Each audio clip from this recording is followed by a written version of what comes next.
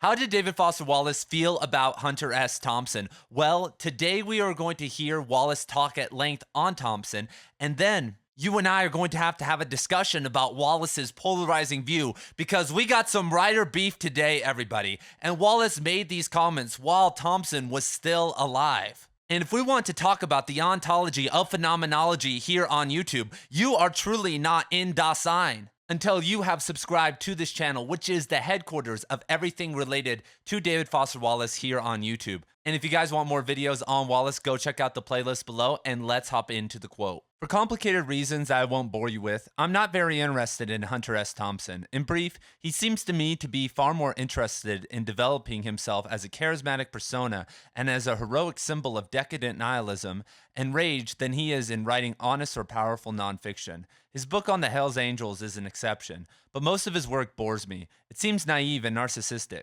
Maybe this will annoy your readers. Maybe Thompson is an icon in France, like J. Lewis? If so, I can assure you that I do not pretend to speak for all American readers, but I personally find a great deal more pleasure and value in the works and ideas of nonfiction writers like Swift, Montaigne, Lamb, Orwell, Baldwin, Dillard, and Ozick than in those of Hunter S. Thompson or Tom Wolfe. I do, however, have intelligent, discerning friends who disagree with me. And I was once there, like a lot of you guys were once there. I wanted to read Fear and Loathing in Las Vegas and the Electric Kool-Aid Acid Test by Tom Wolfe. I grew up in Las Vegas. But when I finally reached the maturity to read and even know about Fear and Loathing in Las Vegas, I was 15 or 16 years old, and the same with the Electric Kool-Aid Acid Test. And I remember being absolutely disappointed about the novels because previously to that, I was reading Cormac McCarthy and Siddhartha by Hermann Hesse, Albert Camus, all the kind of classics that woke a lot of us up. And then when I read these books, I felt something was missing. I was like, these guys are not in the same camp. Yes, they are fun books, but they seem to be building this kind of cult of personality around these authors. And at the time, Wolfe and Thompson were still alive. And I remember looking into them and being like, do I want to get into this? Do I want to feel this out? And the answer was no. I did want to go down into that psychedelic experimentation. I did want to understand what it felt like to live on the edge, but they weren't the priming or axiomatic a priori material that was needed to blast me off. And I think one of the problems with that idea is that when someone is awakening to the conception of the psychedelic experience or mindfulness or some of these more deeper spiritual things, awakening to altered realities, most of the time, nothing in writing can ever really depict that. And when it does, you have to already have gone through it. And then you can look back in retrospect and be like, yeah, that's right. You know, there's some scenes in Infinite Jest that capture that and a lot of other great works. But there's almost this letdown when you're kind of at the start of that journey, when you're trying to read about it, because nothing can really capture it in the literary world.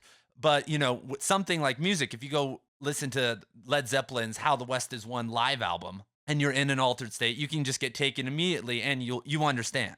But surprisingly, Wallace didn't really mention Hunter S. Thompson's fiction or Tom Wolfe's fiction because Tom Wolfe is also, I think, a way better fiction author than Hunter S. Thompson. And I don't know if anybody ever read this book out there. Shout out A Man in Full. Let me know if any of you guys have read this down below in your thoughts. But this is actually, if you guys want to learn how to write, this is for all my writers out there, in the close third person, you know, or limited third person, whatever you want to call it. This is actually one of the best books for that. When I have friends who are telling me they're writing a novel or, you know, acquaintances and they're like doing it in close third and they're trying to get inspiration, I always say this one because it's a pretty wild one. But when we look at Gonzo journalism, there are the peaks, right? There's the Hell's Angels book, Hell's Angels, A Strange and Terrible Saga. And that was some fire journalism. But when we're dealing with someone like Wallace, he has a different idea of what nonfiction can be. Because when you read Thompson's nonfiction, what ends up happening is that you get this exuberant style and this personal immersion where you're like in the world.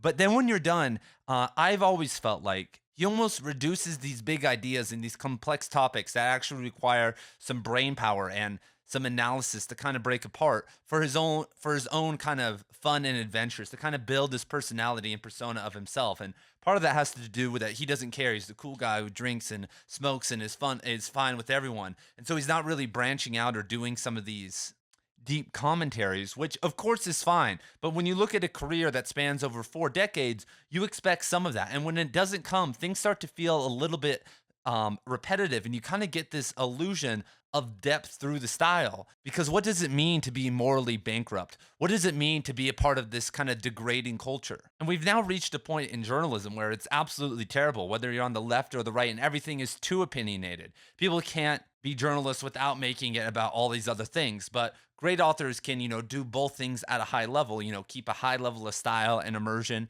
and add some of their own personal flair and opinions all at the same time. And after a while, you look at Thompson and he becomes a character, a character. He becomes and he's starting to self-parody. He's hanging out with Johnny Depp. He's being with these celebrities.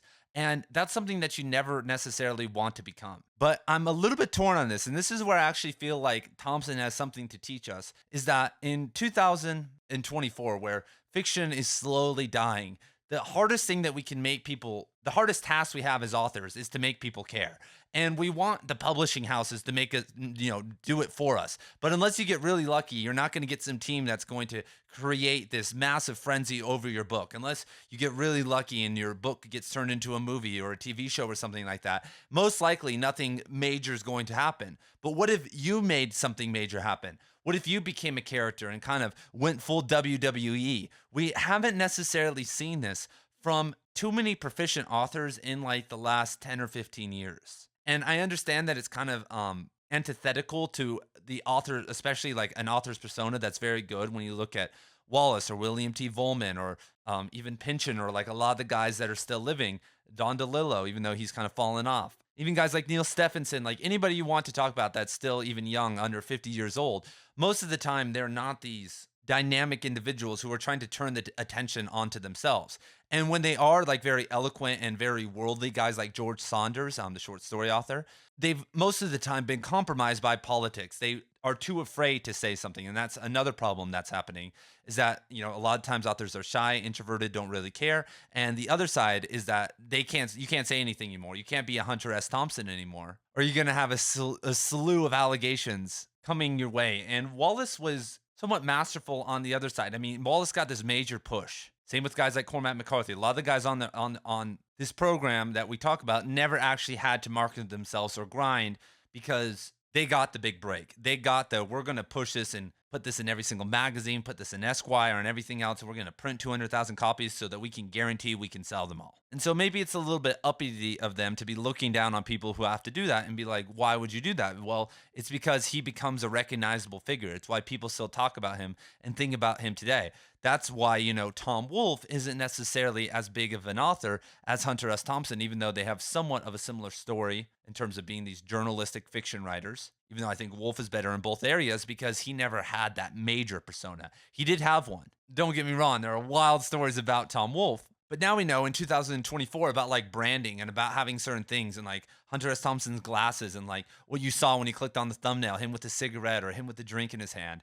That is him. Same with like Charles Bukowski. Another thing, a part of that, a merit I can also give to Gonzo journalism is that even though maybe it doesn't have this deep analysis, what it does have is personal narrative and sensationalism. Like I said, in a time where everything is now just so polarized and you can't say this or you can't be that, just someone being themselves and like focusing on narratives and like kind of getting a little bit extreme. It's really cool. And now, today this all seems silly because we have like Vice News and like random people on YouTube doing on ground reporting. So it doesn't necessarily matter, but there is an art of journalism, and it's sad to have seen it decline along with fiction. And I don't think you're able to be a Hunter S. Thompson anymore without like getting canceled or like having to worry about stuff like that. There isn't a slot for that really in, the Rolling Stone or anything like that anymore. And it's interesting that Wallace mentions like guys like George Orwell and Cynthia Ozick, because they are phenomenal writers. It's more Ozick more so than Orwell, but they're much more intellectual. They're much more dry. And when we know about Wallace, like for instance, Wallace didn't want to meet David Lynch. He was there on the set of the Lost Highway doing all this stuff, and he refused to go walk up and say what's up to David Lynch because he's just kind of a weirdo.